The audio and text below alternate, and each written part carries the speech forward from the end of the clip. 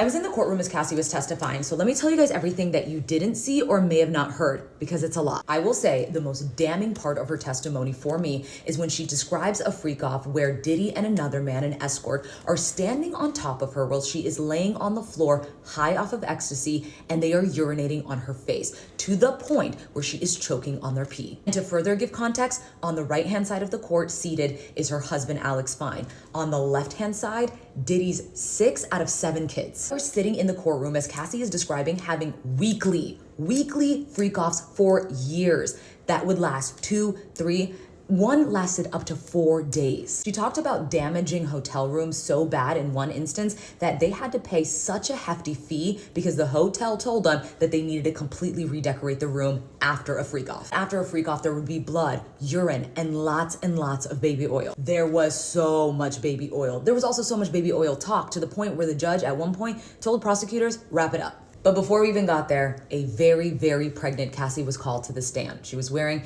a tight brown turtleneck dress that was hugging her baby bump. When she sat down, you could tell she was nervous. And if you couldn't, you quickly picked up on it because once she started talking, you noticed that she paused a lot. She would sigh heavily before she answered a question. One of those moments was when she explained to the court that a year into their relationship, that Diddy had approached her with this fantasy that he had. He called it voyeurism, where he wanted to see her have sex with another man, later referred to as freak-offs. She said her stomach dropped. She was 22 years old. She described herself as very naive and a people pleaser. She said the only reason that she agreed to it is because she knew it would make him happy and she was afraid what would happen if she said no. That's also around the time, she says, that he started to get abusive. Most of her testimony today was spent on talking about these freak-offs, the different escorts that they would use, the different hotels that they would use. She said that she would find escorts off of Craigslist and this escort service called Cowboys for Angels. And to describe them, they weren't the most attractive men, right? They were very average looking.